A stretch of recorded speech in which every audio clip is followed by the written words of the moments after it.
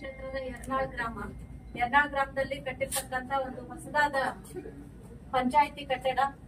ಇದು ಪಂಚಾಯತಿ ಅಧ್ಯಕ್ಷರು ಇರ್ಬೋದು, ಉಪಾಧ್ಯಕ್ಷರು ಇರ್ಬೋದು, ಎಲ್ಲಾ ನನ್ನ ಸದಸ್ಯರು ಎಲ್ಲರೂ ಸೇರ್ಕೊಂಡು ಒಂದು ಪಂಚಾಯತಿಯ ಠರಾವನ್ನ ಮಾಡಿ 10ನೇ ತಾರೀಕು ಗ್ರಾಮ ಪಂಚಾಯತಿಯ ವಾಸ್ತುಶಾಂತಿ ಮಾಡುವಂತದ್ದು, ಪೂಜೆ ಮಾಡುವಂತದ್ದು ಮತ್ತು 13ನೇ ತಾರೀಕು ಪಂಚಾಯತಿಯ ಉದ್ಘಾಟನೆ, ಕಟ್ಟಡದ ಉದ್ಘಾಟನೆ ಮಾಡುವಂತದ್ದನ್ನ ನಿರ್ಧಾರ ಮಾಡಿದ್ವಿ. ಆ ರೀತಿಯಲ್ಲಿ ನಾನು ಕೂಡ ನಮ್ಮ ಎಲ್ಲ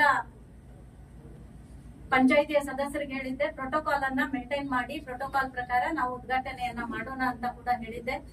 ಅದಕ್ಕೂ ಕೂಡ ನನ್ನ ಎಲ್ಲ ಪಂಚಾಯತಿಯ ಸದಸ್ಯರು, ಉಪಾಧ್ಯಕ್ಷರು ಎಲ್ಲರೂ ಕೂಡ ಅದಕ್ಕೆ ಒಪ್ಪಿಗೆಯನ್ನ ಕೊಟ್ಟಿದ್ರು. ಎಲ್ಲ ಕಾರ್ಯಕ್ರಮ ಕೂಡ ಆಯ್ತು. ಎಲ್ಲರೂ ಕೂಡಿ ನಮ್ಮ ಇಒ, ನಮ್ಮ ತಾಲೂಕಾ ಪಂಚಾಯತಿ ಇಒ ಕೂಡ ಅವರೇ ಕಾರ್ಡ್ ಕೂಡ ಪ್ರಿಂಟ್ ಮಾಡಿದ್ರು ಮತ್ತು ಎಲ್ಲರ ಮನೆಗಳಿಗೂ ಹೋಗಿ ಕೂಡ ಕಾರ್ಡ್ ಹಂಚುವಂತ ಕಾರ್ಯ ಕೂಡ ನಮ್ಮ ಕಾರ್ಯಕರ್ತರು, ಅಧ್ಯಕ್ಷರು, ಉಪಾಧ್ಯಕ್ಷರು ಎಲ್ಲರೂ ಕೂಡ ಮಾಡ್ತಾ ಇದ್ರು. ಆದ್ರೆ 10ನೇ ತಾರೀಕು ಪೂಜೆ ಇರುವಂತ ಸಂದರ್ಭದಲ್ಲಿ 9ನೇ ತಾರೀಕು ಸಾಯಂಕಾಲ ನನಗೆ ಫೋನ್ ಬಂತು.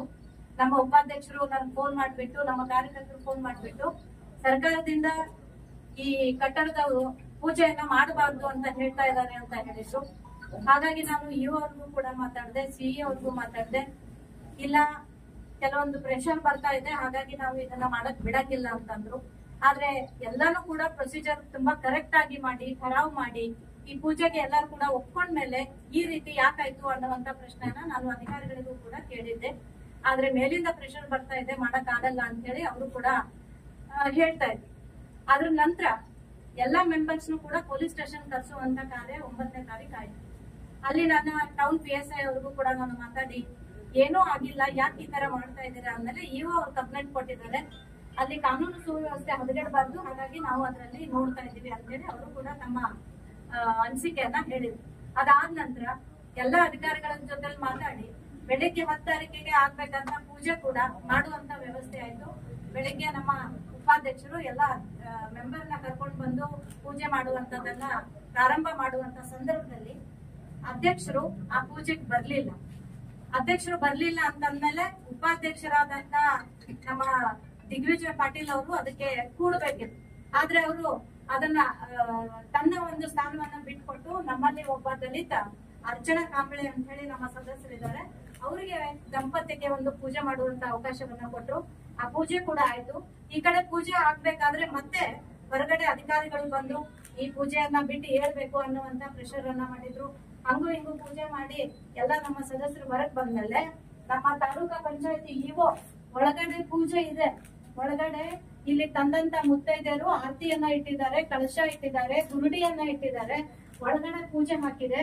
ಆದ್ರೆ ಅದೇ ದಿನ ಸದಸ್ಯರನ್ನ ಹೊರಗೆ ಕರೆದು ಈ ತರ ಕೀಲಿ ಹಾಕಿ ಅದನ್ನ ಲಾಕ್ ಮಾಡಿರುವಂತದ್ದು, ಇದು ನಮ್ಮ ಕರ್ನಾಟಕದ ಇತಿಹಾಸದಲ್ಲಿ ಮೊದಲನೇ ಬಾರಿ ಇರ್ಬೋದು ಈ ರೀತಿ ರಾಜಕಾರಣ ಮಾಡ್ತಿರುವಂತದ್ದು ಅಂತೇಳಿ ನಾನು ಇವತ್ತು ಹೇಳೋದಕ್ಕೆ ಬಯಸ್ತೀನಿ.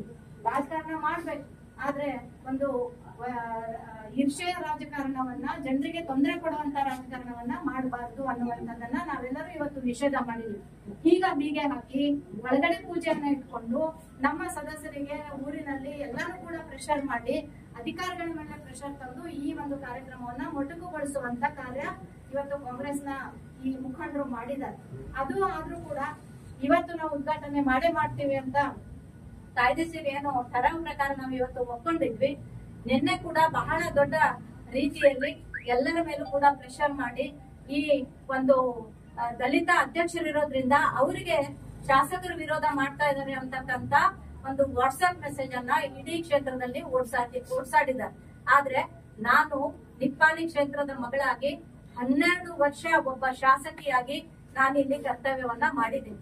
ಈ ಭಾಗದ ಅಭಿವೃದ್ಧಿಯನ್ನ ನಾನು ಮಾಡಿದ್ದೀನಿ.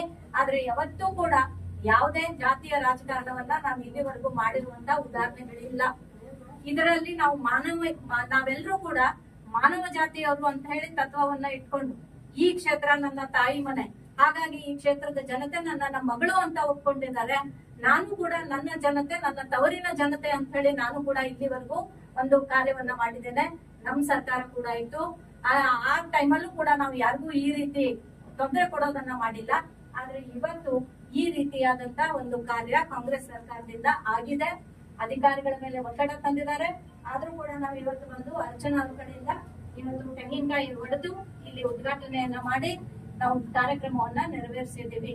ಹಾಗಾಗಿ ಈ ರೀತಿ ಒತ್ತಡ ಯಾವತ್ತೂ ಕೂಡ ರಾಜಕೀಯ ಒತ್ತಡ ಈ ರೀತಿ ಇರಬಾರ್ದು.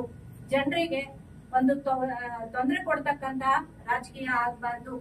ಅದಕ್ಕಾಗಿ ಇವತ್ತು ನಾವು ಉದ್ಘಾಟನೆಯನ್ನ ಮಾಡಿದೀವಿ. ಇದು ಒಂದು ಕರ್ನಾಟಕದ ಜನತೆಗೆ ಒಂದು ಮೆಸೇಜ್ ಹೋಗ್ಬೇಕು. ಪೂಜೆ ಒಳಗಿಟ್ಕೊಂಡು ಇವತ್ತು ಲಾಕ್ ಮಾಡಿದ್ದಾರೆ. ಹೀಗಾಗಿ ಇವತ್ತು ಕಾಂಗ್ರೆಸ್ ಸರ್ಕಾರ ಏನ್ ಮಾಡ್ತಾ ಇದೆನೋ ಇದು ನಿಶ್ಚಿತವಾಗಿ ಬರ್ತಕ್ಕಂತ ದಿನಮಾನಗಳಲ್ಲಿ ಜನ ಅವ್ರಿಗೆ ಬುದ್ಧಿ ತೋರಿಸ್ತಾರೆ ಅಂತ ಹೇಳೋದಕ್ಕೆ ನಾನು ಬಯಸ್ತಾ ಇದ್ದೇನೆ. ಈ ರೀತಿ ಮಾಡಿರೋದು ನಾವೆಲ್ಲರೂ ಕೂಡ ಖಂಡನೆ ಮಾಡ್ತೀವಿ ಅಂತ ಹೇಳಿ ನಾನು ಹೇಳೋದಕ್ಕೆ ಬಯಸ್ತಾ ಇದ್ದೇನೆ.